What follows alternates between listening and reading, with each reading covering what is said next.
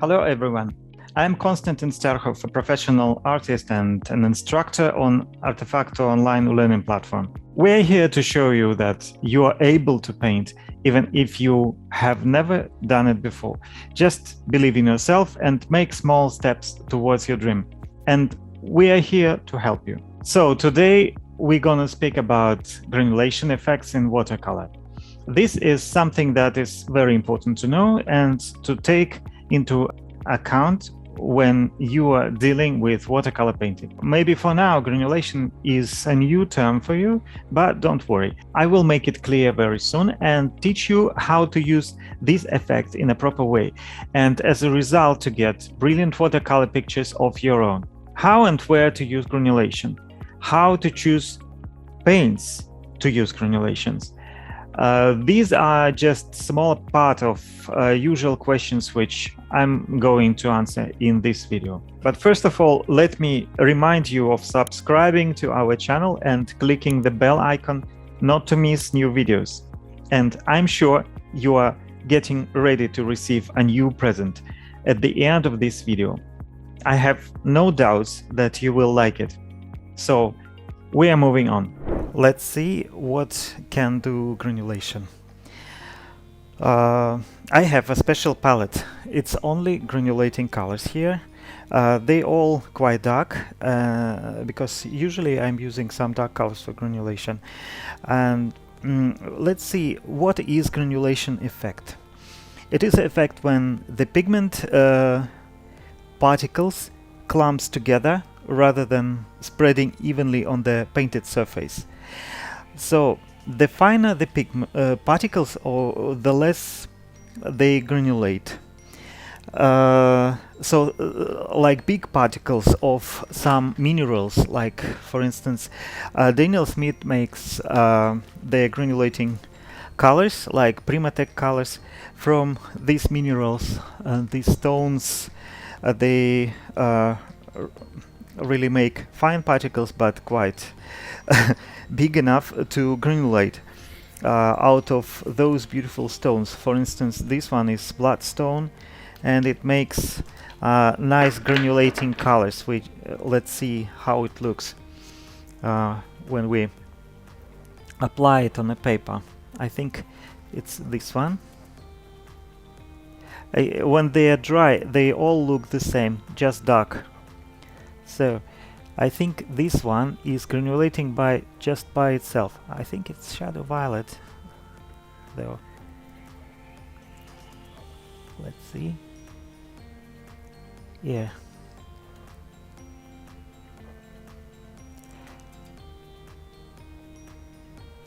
So if you just leave it there, you will see that it will start granulating by itself. You don't need to do anything special to get this effect. But generally, there are granulating colors and non-granulating colors. Such pigments as quinacridones and phthalus, and most of the light pigments like yellows and oranges and some reds, they don't granulate so much, but the darker colors, darker pigments granulate much more. And some granulating colors can be just put together with less granulating colors, and you will get also this granulating effect. For instance, if you mix cobalt teal blue, this beautiful green or turquoise color, with some other colors, they have quite big particles, and then you will get this effect. So also some of the granulating colors, they made not out of these minerals, but they made by mixing different pigments, like for instance shadow violet or like moon glow, and these pigments have different size of particles. That's why they kind of clump together and you get this effect.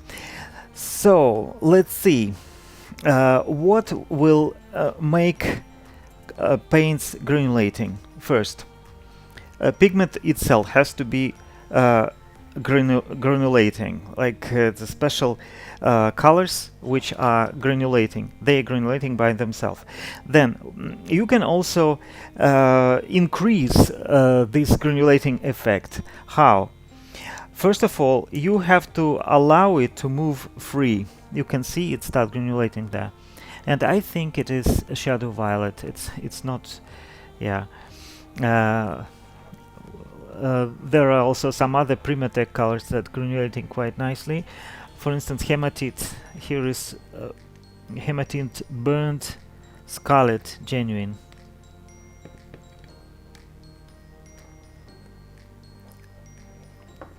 And burnt tiger's eye genuine. Here is just tiger's eye genuine, not burnt, just tiger's eye. And also let's try some other. Maybe lunar blue is very nicely granulating color, so they can be of different colors.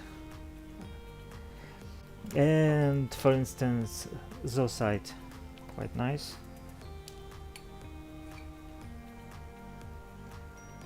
Kind of greenish. So let's see how it works.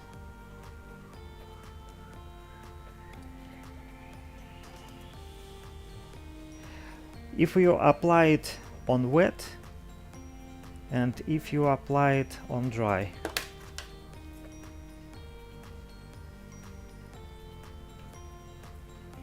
For instance, let's apply this one.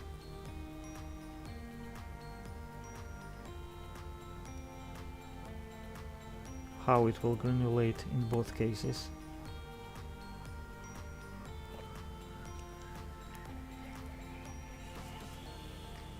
Or we can also try to make them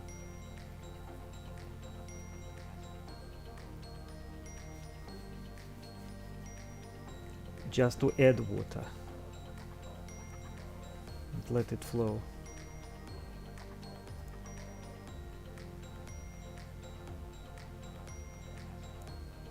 Also quite nicely granulating there. What about lunar blue?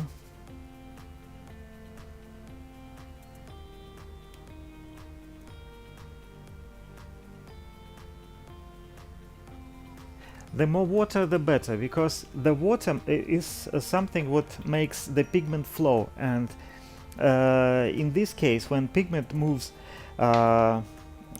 freely, then it granulates nicely. So first, more water, then pigment has to move, then type of paper also matters. Sometimes on the paper which has more structure or which has not very smooth surface, you can get better granulation effect. Let's see this one, zoisite, how it works. Yeah, it's quite nice also, granulating. And also it's important sometimes that you can do some after effects, like you apply the paint. Let's see.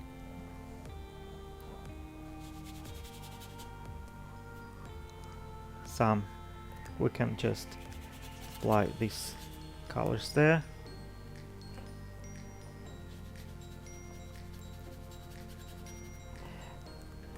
They're already granulating, but if you spray, they will granulate even more, because it starts the work of water. And this soft spraying is another possibility. And also granulating medium. Actually here is granulating medium, but well, it will work anyway. And also salt. when you put some salt, that will also make it granulating even more. So here it's just all these effects which you can use. Also, there is a possibility to paint wet and wet. In this case, you also have quite a nice granulation effect. Let's see. You can prepare the paper, because wet and wet, the paper should be wet from both sides.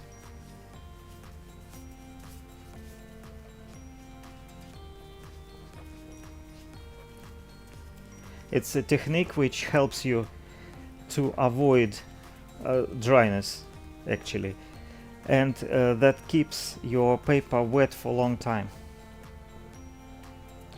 So now the paper is wet from both sides. Also, handmade paper is very good for getting this granulating effect, because it has special surface. Right. So now it's fixed there. I can just a little bit dry some parts just to show some sharpness. And then let me do an apple. Maybe kind of an apple.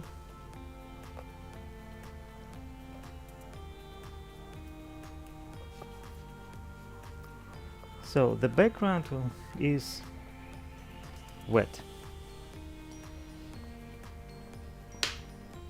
and I can take any of these colors, granulating colors,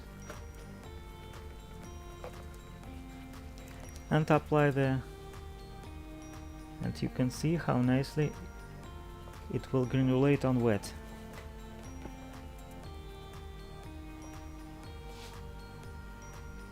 And it will not flow here because it's dry here.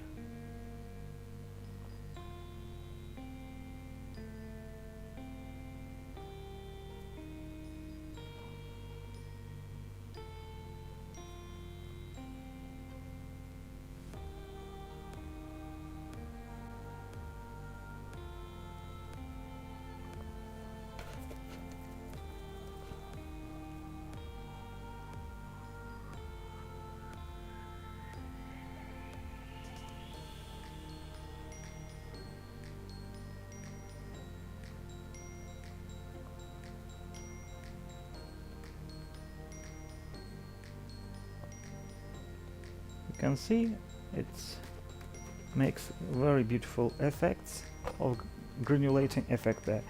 And here also I can find the border of this apple.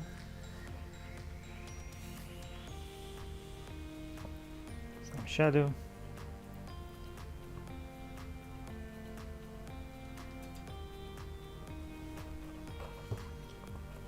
And let's make one side softer, because I will make the light coming from here, so that part is softer, going together with the shadow. Actually, I can take my palette. In my palette there are some granulating and some non-granulating colors. So for the apple it can be some yellowish, but yeah, and we will also have some nice light area here.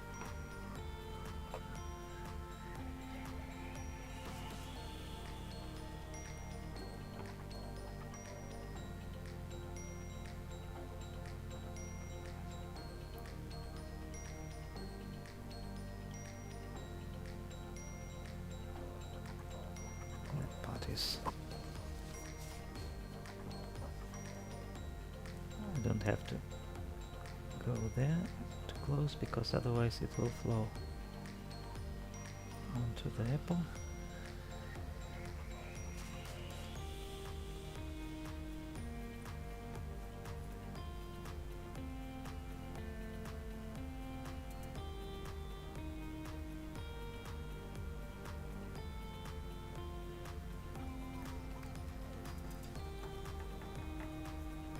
Maybe more color there.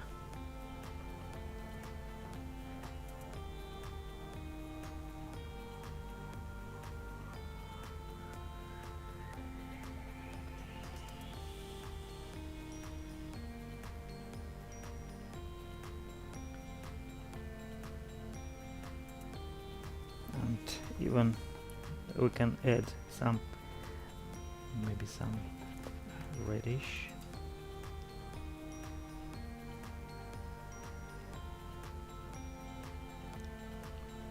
Influence.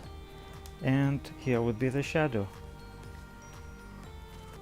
So I will add a little bit darker color.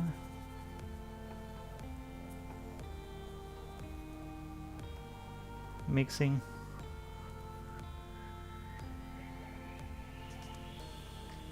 Here would be the border of the shadow and light.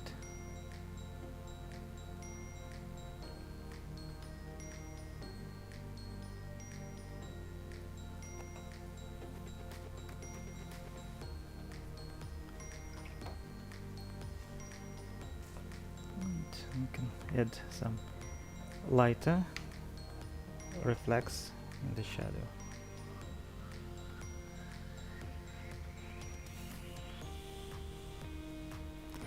What is so important to know about granulating colors?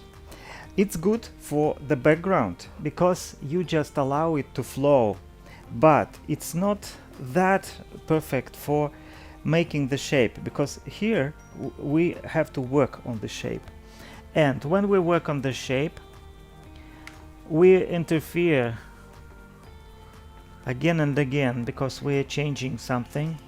We are adding maybe darker color, and like this we just get making trouble for the pigments to spread properly.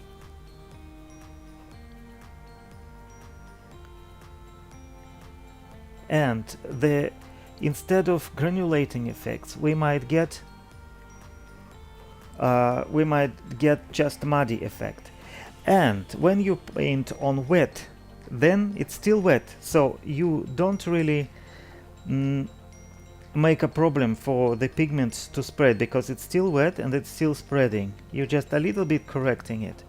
So that problem, which might be a problem when you paint on dry, is not a problem when you paint on wet. So probably it's good to work on wet with these granulating colors. Then it will give you quite nice effects of granulation and least problem.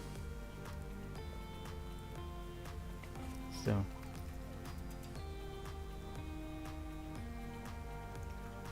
such a fruit and some nice granulation effect there on the background. Let's see how I used in some of my works these granulating effects. For instance, here granulation is everywhere almost. I just let it flow, and on these little areas where I was doing my washes, I just let it flow. And also some spraying and splattering that also helps to granulate the color. Here is the background. Background is always good for granulation. Some place where you can always let it flow and let it move freely, the pigment. And when it flows just by itself and you don't interfere, then you get all this nice granulation effect around the main figure. Here also I used this splattering and spraying, and that made this nice effect there on the background. Here, how I got this granulation, I just used sepia and a little bit of hematite, and I painted on wet and wet, as I just shown you with the fruit. So when it spreaded there, it gave this nice effect of granulation also there, and I didn't do anything else with it. I just let it flow there. So also this one is quite a good example of bloodstone granulation on wet, and you can see how it nicely granulates there. And here also cat with tiger's eye, genuine granulation on the cat's hair. And here I used salt for granulation. I just put some salt on the wet paint, and you got this effect here. So as you see, there are so many possibilities with granulating colors, and also possibilities to make these colors granulating a little bit more. And I hope that was helpful. See you again.